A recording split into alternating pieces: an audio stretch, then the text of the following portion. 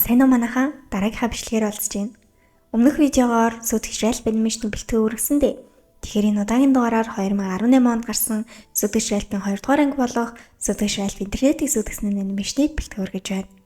Комментэр хүмүүс нэгэнт үзсэн анимашн ярьж өгч яах гээд байгаа юм бэ гэж бичсэн байлээ. Мэдээж энэ анимашныг үзээгүй хүмүүс хавраагаах л та. Гэтэ нэг удаадаа сэргээд үзчихэд гимгүү шүү гэж зөвлөж байна. Тэгээд нэгдүгээр ангийг нь үзээгүй хүмүүс байвал сугруугаад орж ороод 2 дугаар ангийг нь үзээрэй. За ингээд кино руу гарцгаая. Хүүхэд бүрийн цагийг хөвгөлтөө өнгөрөх дуртай тоглоомын газар. Ральф болон Ванеллопе хоёр маань хорвоогийн сонин хачин хуучлан суугаар кино маань эхэлдэг. Нийлхээрээ дөрсгөөчлгүй манай хоёр бусдын тоглоомонд орс эхлэхгүй цайрл явдаг.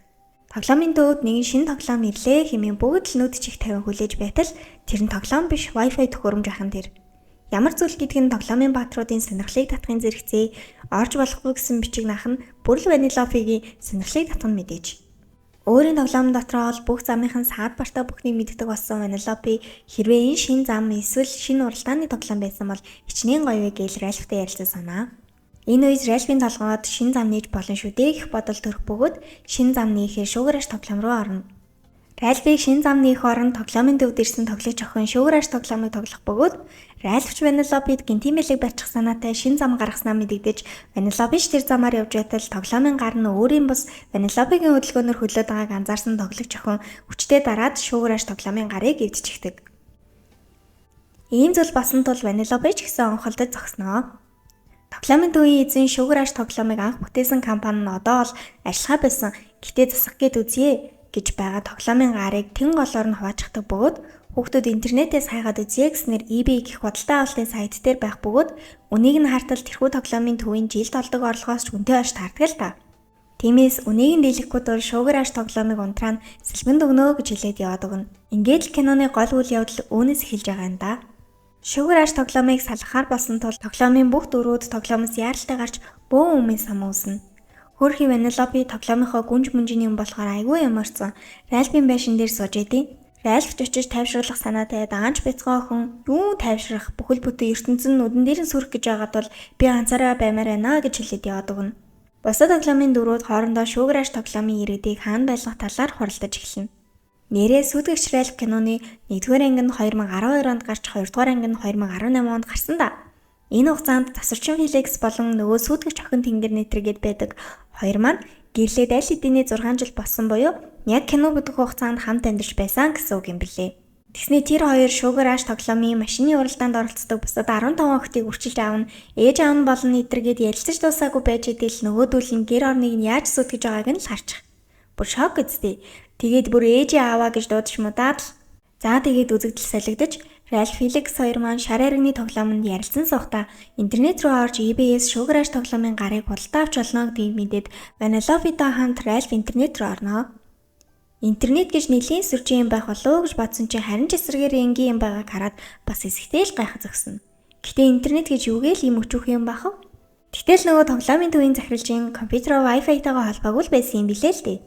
Тэгэл нууц кодоо игээд төхөөрөмжөө халбтал тэр хоёрын нүдэн дээр нь интернетийн орчин солигдож эхэлнэ. Тэгтэл тоглоомын эзний царайтай жилхэн жижигхэн дүр гинтхэн хаанаас ч юм бэ гарч ирээд машин шиг юм дээр суугаад нисээд л явчихна. Үнийг нь манай хоёр маш сайн харж авсан учраас дагаад араас нь явна.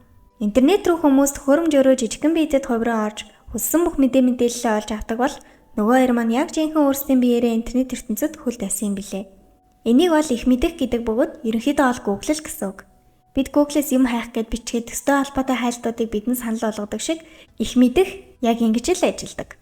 Түүний энэ байдлыг ажигласан Ванеллопе шуудлан л eBay шууграш тоглоомын гар гэхэд ердөө ганцхан л хайлт гарч ирэн манай хоёр түүнийг нь сонгоод яваад өгнө. Ральф тэр хоёрыг машинаас бовоо үгүй юу сайтууд дээр гарч ирдэг нөгөө баахан рекламууд байдаг да. Тэд нар ч гарч ирээд л тоглоом тоглоод мөнгө хожоорой үүнийг сонгоод үзээрэй гэдэл ер нь их өөрхөн зохиомжтой хийсэн анимашн санагдсан. Арай гэж eBay-с шууграш тоглоомын гарыг олж худалдаа авалт хийх гэтэл үнийн түн нь $270 гэсэн байх бөгөөд бас нэг хүн авах гэж зогсож байсан тул манай хоёр нэг л учрыг нь сайн олохгүй байсан учраас ямар тааш тэр хүний хийсэн үнийн дүнгээс илүү дүн хийх ёстой гэдээ ойлгочихсон учраас эхлээд тэр хүнтэй үн нэмэх байдлаар өрсөлдөж байснаа сүүлдээ бүр биентэйгээ үнэ нэмж тогсоор агаад $27,001 худалдаа авахар дуудлага худалдаа зогсчихдаг. Ингээд тоглоомын гарын төлбөрийг төлөх болсон чинь манай хоёрт ямар юмных нь тийм их мөнгө байх лээ. Мөнгө гэж юу байдгийг ч бараг мэдэхгүй хоёр л доо. За тэгсэн сэргэлэн хөөхөн Ванеллопе маань Өө манай энэ том залуу төрөвчөг гэртээ мартаад иржээ гэтэл нөгөө ажилтан чинь за тэгвэл 1 хоногийн дараа авахгүй бол захиалагч нь устна шүү гэж хэлээд явуулдаг. Яг учраа олохгүй байгаа хоёр маань бодож нэг арга болсон нь түрүү интернетэд анх орж ирэхэд нь тоглоом тоглоод мөнгө очоорой гэсэн сурталчилгаа байх бөгөөд уулзаж үзэхэд уралдааны тоглоомоос нэг машин хулгайлж ирээд $40,000 авахар болдог. Тоглоомонд ортол нэлийн өмнө самантай ачаалттай тоглоом байх бөгөөд бусад тоглогчид 30 цаг тоглож байж дөнгөжил машиныг олж ирсэн байхад манай хоёр хулгайлах ёстой машинаа дэндүү урдан бас амархан олчихсан байдаг. Гэхдээ тухайн машиныг хамгаалдаг тоглоомын дүрүүд бас байгаа учраас тэндээс зогтно гэдэг мэдээж амар биш. Дэндүү хэцүү учраас энэ машиныг хулгайлж чадвал $40,000 хожиж болно гэсэн юм шүү дээ. Бусад тоглогчдыг машиныг хулгайлах гэж оролдоод бүтлгүүтвэл яаж хожигдол хүлээж байгааг нь нууцаар харсаар айл айсандаа сэмээрхэн зогтох гэж байхад Ванеллопе нэг арга болсон гэд тэд ажиллагаанд ордог. Энэ бол Шанк. Тэрээр энэ тоглоомын гол дүр. Машин бол мэдээж Шанких бөгөөд нэгсэндээ өөрийнхөө машиныг хулгаад алдахгүй байх үүрэгтэй хүчрхэг дүр юм. Энэ дүр бол нэлийн дог жолоодлоготой ер нь бол нэлийн дог учраас цаашдаа бараг догогч гээд дуудаад явах байх шүү. За манай хоёрын амар сүрчин төлөвлөгөөнд Райлф тоглоомын дүрүүдийн анхаарлыг нь татаж Ванеллопе машиныг нь хулгайлан цогтаах ийм л энгийн төлөвлөгөө байсан юм. Гэхдээ энэ төлөвлөгөө нэлээд амжилттай болж машиныг хулгайлж чаддагч машиныг хамгаалах ёстой дүрүүд юугээл зүгээр хараад суух. Тоглоомоор дүүр машиныг үзэлтэн болно. Энэ бүх үзэлдөөний дараа арай гэж эцсийн барианд орж машиныг хулгайлах гэж байтал бүсэлтэнд орж нөгөө гой төлөвлөгөөчин бүтлгүүтлээ төгснө. Гэтэл Райлф машинаас арай гэж буугаад би тэднийг аргалах болно л гэж байна шүү. Тэгтэл нөгөө аргалах арга нь юу вэ гэхээр 10 том залуу Райлф маань басан бүх явдлыг хэлж өргөдүүлэх ёстой байсан юм билээ л дээ. Тэгтэл нөгөө дөрүүд чинь Райлфыг тайлбарлаад би чамайг ойлгож байна. Бид ч гэсэн нөхөрлөлтөө өмнө ч хүмүүс л гэж байна. Үүнийг сонссон Райлф тэгвэл чи бидэнд машинаа өгөх үү гэхэд мэдээж үгүй. Харин би чамд интернетээс мөнгө олж болох өөр арга зааж өгье гэд Райлфийн хөгжилтэй бичлэгийг хийж аваад интернетэд байршуулах бөгөөд хүмүүс интернетэд бичлэг байршуулан хандлтаараа мөнгө олж авдаг. Би чамд нэг хүн зааж өгье. Тэрнтэй очиж уулзвал чамд арга зам зааж өгөх болно гэж хэлээд явуулдаг. За ингээд нөгөө дог эмэгтэйч явахаар олж манай Ванеллопе түүний дог жолоодлогыг нь биширсээр л үлдэнэ. Догогчийн зааж өгсөн газар нэртэл аль хэдийнээр Райлфийн бичлэг 1.3 сая хүнд таалагдаж олон сая хүний үзэлтийг авсан болж таардаг. Нэгэсэндээ энэ газартаа л манай Райлф бод гэсэн үг л дээ. За тэгээ Шанкийн зааж өгсөн хүнтэй уулзаж үзтэл нэг сонин цэнхэр эмэгтэй байх бөгөөд од болж буй бичлэгний залуу нэтргээд сайн маяглаж өгөөс хүүд ээж байтал за чиний бичлэг 15 секундын өмнө үзүүлэлтэнд борсон байна гэснээр уулгаж байсан цагаа буцааж аваад ер нь их сонин газар сонин хүмүүс байдаг. Яг нь интернет ертөнц яаж ажилладаг вэ гэдгийг үгээр харуулах гэсэн нь гайхалтай. Шинэ бичлэгнүүд гарч ирэхэд чиний бичлэг хужирна гэдгийг сайн харуулсан юм шиг санагдсан да. Тэгсэн чинь Райлф маань би илүү олон бичлэг оруулъя гэж хэлээд интернетэд маш олон бичлэг байрлуулах бөгөөд интернет хэрэглэж буй хүмүүс 1980-ад оны тоглоомын гол дүр Сүтгэж Райлф эргэн ирлээ гэж олон сая хүний хандлтыг авч чадах бөгөөд мэдээгээр хүртэл гардаг. Тэгэд $27,001 олоход ердөө хэдхэн доллар л үлдсэн байна. Интернет хэрэглэгчдийг Райлфийн бичлэг рүү оруулж ирэхийн тулд нөгөө сонин цэнхэр хүүхэн чинь олон ажилчтай сурчлаганд явж Райлфийн бичлэгийг рекламдж эхэлнэ. Энэ үед Ванеллопе би бас сурчлаганд явж болох уу гэж гуйсаар агаад нөгөөгч нь ч зөвшөөрөөд явах болоход Райлф бид бие биенээсээ салаагүй 6 жил болсон. Бид хамтдаа л байх ёстой нэтэр гэтэл нөгөө цэнхэр хүүхэн чинь бугуун цаг шиг юм өгснөө та хоёр хаанч байсан үгээр дамжуулан холбогдож болно. Битгий санаа зов гэхэд Ванеллопе ганцаараа яваад өгдөг. Харин түүнийг аль сайт руу хуваарлаж явуулахыг үлцэн хоёр маань ярилцаж байгаад Райлф тэр бол жижигхэн гүнж тиймээс Дисней рүү явуулъя гэд Дисней рүү явуулчихдаг. Адал явдал дуртай бяцхан охины хувьд энэ олон Диснейн гүнж нар мөн бусад анимашны дүрүүд түнд тийм ч таатай санагдахгүй. Гэхдээ тэнд байгаа интернет хэрэглэгчдийг Райлфийн бичлэг рүү татах нь түүний үүрэг учраас чимээгүй хүн үүргээ гүйцэтгэж байгаад тентхийн хамгаалагчдийнхөө нэг хідэн робот цэргүүдэд баригдаад нөгөөдөл чи зөвшөөрөл аваагүй бол ийм зүйл хийж болохгүй гэтэл Ванеллопе санамсаргүй байдлаар барьж явсан төхөөрөмжөө унгаачих бөгөөд тэндээс зогтож яваад Диснейн гүнж нарын амралтын өрөөнд нь орчихно. Энэ хэсэг нь надад үнэхээр их таалагдсан бөгөөд бид бүгдийн хайртай Zootopia киноны гол дүрийн үнэг Buzz Lightyear гэх мэт олон анимашны дүрүүдийг нэг дороо харуулж байгаа надад илүү их таалагдаж бас ийм зүйлийг хизээж төсөөлөөгүй байсан юм. Гүнж нарын өрөөнд ортол нэг иймэрхүү зүйл алдаг.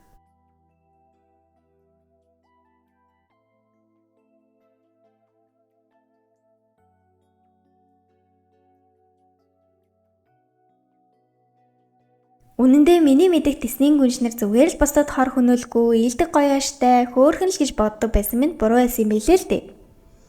Тэгсэн Ванеллопе сандарсандаа би бол та нартай л адилхан гүнж, би бол Sugar Rush тоглоомын гүнж, би бол Гүнж Ванеллови Ван Швиц гэж өөрийгөө танилцуулахад нөгөөдөл нь чамайг хордуулсан уу, чиирүүлэн татгалсан уу, чамайг шулам зайллаж дуу хоолойчин хулгайлаад чамайг хүлтэй болгосон уу гэх мэтийн баахан өөртөнд нь тохиолдсон асуудлуудыг асууж лавлан энэ уцыг хаана илгэсэн бэ гэтэл үзэгдэл солигдож бүх гүнжүүд энгийн цамц өмдтөд болсон байгаа зураглалыг бид хардаг.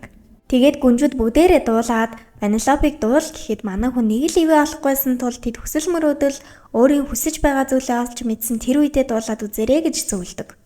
Үзэгдэл солигдож 30 минутын дараа тоглоомын гар авсан захиалга цуслагдах гэж байгааг Ральфад сануулгах бөгөөд түүнд хангалттай зүрх цуглаагүй байсан тул хүчээр зүрхнүүдийг цуглуулж эхэлнэ.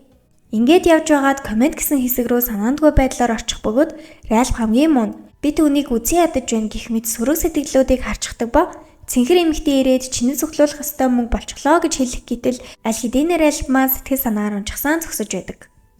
Гэтэл Ральф маань нэх өөрхөн энэ хүмүүсийн намайг юу гэх нь надад огтхон чамаагүй. Намайг Ванеллови хайрладаг, энэ л надад хангалттай гэж хэлээд л бүр нэг хайр хурмэр гэж юм. Ральф ч зорилгодоо хүрч $30,000 цуглуулсан байдаг ба Ванелловитэй холбогдож сайхан мэдээгээ хуваалцаад 5 минутын дараа eBay-ийн өмнө уулзахаар тохирдог. Энэ дуудлагын араас Ванеллови нэг л гонигтай байх бөгөөд угийн дүрсгүй янз бүрийн адал явдлыг туршиж явдаг түнд энэ бүгд хангалтгүй байсан бололтой. Түүний хүссэн зүйл нь аимшигт уралдаан тоглоомонд дахин оролцох байсан юм. Ванеллови өөрийгөө аимшигт уралдаан тоглоомонд орсон байгаагаар төсөөлж Диснейн гүнж нарын хэлснээр дуулж эхэлдэг. Түүнийг дууж дуусгаад үзэгдэл солигдож Ральф eBay-ийн өмнө аль хэдийнэ ирсэн байх бөгөөд Ванелловитой холбогдохын тулд түүн рүү залгахад машин дээр байсан холбогч төхөөрөмж нь газар дунаад санамсаргүй байдлаар Ральфийн дуудлага авагдчих ба Ванелловиг аимшигт уралдаан тоглоомын шанк гэх догогчтой ярилцаж байгааг нь сонсчихдог. Ванеллови би бол энэ тоглоомонд уралдаж байхыг илүү их хүсэж байна. Би өөрийн тоглоомондоо бүх зам, бүх саад бартайг нь маш сайн мэддэг. Харин энд өдөр бүр эрсдэлтэй байдаг нь надад илүү их таалагдж байна. Харин Ральф үүнийг хизээж хүлээн зөвшөөрөхгүй. Тэр үргэлж нэгэн хэвийн зүйлсэд илүү татагддаг гэж хэлхийг нь сонсоод Ральфийн урам хугарч би сайн найзаагаа хизээж ийм аюултай тоглоомд үлдээж чадахгүй гэд аимшигт уралдаан тоглоомд вирус оруулж устгуулахаар болдог. Тэгээд нэг амтэн шигч гэх үү, хүн шигч гэх үү нэг тийм хачин амтан дээр очиод Артур гэсэн нэртэй вирусыг аимшигт уралдаан тоглоомонд оруулчихдаг. Үндэ энэ вирус бол тоглоомноос нэг алдааг олоод түүгээр нь дамжуулан кодыг нь вирусдүүлдэг юм билээ л дээ. Яг энэ үед Ванеллови тоглоомын бусад дөрүүдтэй хамт машиныг хамгаалж уралдаанд оролцож байх бөгөөд Ванелловиг анивчих үед угийн тоглоомноос алдаа хайж байсан вирусны хувьд Ванелловигийн анивчдаг байдал нь алдаа болж түүнийг нь хулж агаад энэ тэндгүү тарааж өрхөнө. Ванеллови нөгөө дойгогчид энэ бүхэн надаас оллоо, энэ миний алдаа, намайг уучлаарай гэхэд нөгөө дойгогч бид зүгээрээ харин чинь тоглоомноос хурдан гарахгүй бол чинь тоглоомд анхнаасаа кодлогдоогүй учраас өөр далга болох болно гэж хэлдэг. Энэ үед Ральф ч мөн адил бүх зүйл өөрийнх нь хүсснээс дор болоод байгааг анзаарч Ванелловиг аврахаар тоглоом руу орно.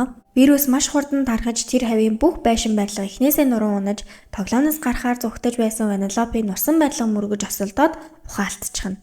Тоглоом дахин асгаас өмнө түүнийг аварч чадахгүй бол бусад тоглоомын дүүр болох Ванеллови өөхөх аюултай учраас Ванелловиг аврахаар Ральф ч мөн адил тоглоом руу орсон бөгөөд цаг дуусгаас өмнө амжиж түүнийг аварч чаддаг.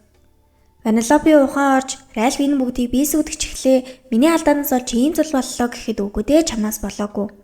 Харин би багахан вирус хийснээс болоод ийм зүйл боллоо гэж Ральфиг хэлэхэд энэ бүх зүйлийн ард би чамтай яагаад найзлах ёстой юм бэ гэж Ванеллови хэлээд Ральфийн үргэлж үзүүндээ зүүж явдаг. Өөрийнхөө бэлгэлсэн зүйлийг аваад шидчихдэг. Тэгээд намайг битгий орхиж гэж Ральфиг гуйж байх тэр үед нь нөгөө вирус чин гарч ирээд Ральфиг алдаа олгож аваад интернет дээр тэрхүү вирусыг цацаж орхино. Ральф арай гэж хаягдсан зүйлтэй олж авах бөгөөд аль хэдийнэ хагарч эвдэрсэн байна. Үзэгдэл солигдож Ванеллови ганцаараа явж байхад нь зөндөө олон Ральф гинэд гарч ирээд найз гэж дуудаад бүгд Ванелловиг араас хөөж эхэлнэ. Ванеллови тэр олон Ральфаас бултад зүгтэж явсаар их мэдэх буюу Google хайлт дээр ирэх бөгөөд хамтдаа нуугдж амжнаа. Энэ үед жинхэнэ Ральф тэдэн дээр ирж их мэдхээс яаж энэ бүгдийг зогсоохыг асуух бөгөөд хоёрхан илэрц гарч ирсэн ба эхнийх нь сэтгэл зүйчээр устгах, нөгөөх нь вирус устгагчтай газарт энэ вируснуудыг авч очиж чадвал устгаж чадна гэж хэлдэг. Ингээд тэд цэнхэр эмэгтэйгээс тусламж гуйж вирус устгагч руу энэ олон вируснуудыг дагуулan явах бөгөөд нэг картал нөгөө олон вируснууд чинь нэгдэж авраг том Ральфын вирусыг бий болгосон байдаг. Харин Ральф цэнхэр эмэгтэйгээс Ванелловиг хамгаалахыг гуйгаад өөрөө том вирустэй ганцаараа толдож үлднэ. Тэр бол чиний найз биш, Тэр бол миний найз гээд авраг том хадаасаар вирусыг нь зохиж эхэлнэ. Энэ үед нөгөө авраг том вирус чинь ойролцоо байсан барилга дээр унах бөгөөд тэр барилга дээр нь Ванилопи байсан байж таарад доошогоо унчихна. Байшингаас унсан Ванилопиг авраг том Ральфын вирус барьж аваад Google гэсэн бичгтээ байшин дээр суух үед Ральф вируснээс түүнийг аврах гэж бүхий л чадлаараа хичээж байдаг. Эцэст нь вирус Ральфыг барьж аваад базаж алах гэж байх үед нь Ванилопи "Гуй, миний найзыг суллаач дээ. Тимээ чи аллаа. Чи түүнийг буулгавал би чамтай үрд чиний найз хэвээр үлдээ" гэж хэлдэг. Энэ бүгдийг сонссон Ральф "Үгүй дээ. Найз гэдэг зөвхөн өөрийнхөө амин хувиа хичээхийг хэлдэггүй юм. Тэр хаанч байсан чиний найз хэвээрээ л байх болно. Тиймээс түүнийг хүссэн зүйлээ хийж байхыг нь хүлээн зөвшөөрөх хэрэгтэй. Мэдээж энэ чамайг өвтгөнөө гэдгийг би мэдж байна. Гэхдээ л чи үүнийг хийх хэрэгтэй" гэж хэлснээр вирус энэ бүгдийг ойлгож Ванилопиг буулгаж өөрийгөө устгаж эхэлдэг. Нэгэсэндээ их мэдхийн хайлтын ихэнд гарч ирсэн сэтгэл зүйчээр устгаж байгаа нь л энэ юм билээ л дээ. Вирусны араас унсан Ральфыг Диснейн гүнжнэр өөрсдийн чадвараараа дамжуулан авардаг. Ингээд үзэгдэн солигдож Ванилопи интернет ертөнц буюу аимшиг дуралдаан тоглоомд үлдэхэр олж тэд салгаас хийцгэх бөгөөд Ванилопигийн урандаа шийдсэн зүйлтийг нь Ральф маань хоёр зүйл болгон янзсан байх ба нэгийг нь чамд өгөө гэд өгдөг. Энэ хэсэг нь бүр үнэхээр хөөрхөн хайр хүрмэр. Ингэж л бүгд өөрсдийн байхыг хүссэн газартаа үлдэж хүссэн үргийг гүйцэтгэж байгаагаар кино маань аз жаргалтайгаар төгсдөг. За энэ удаагийн дугаар энд хүрээд дуусаж байна. Киногаа дуустал үзсэн та бүхэндээ маш их баярлалаа. Нэрээ санинаас админ нь зөвхөн анимашн гэхгүйгээр сүүлийн үед гарч байгаа он сонирхолтой кинонууд ярьж өгөх төлөвлөгөөтэй байгаа тул сав дараагүй үздэг хүмүүсээ сав дараад дараагийн бичлэгээ хүлээгээд байж байгаарай. Дараагийн бичлэгээр уулзлаа. Түр бай бай.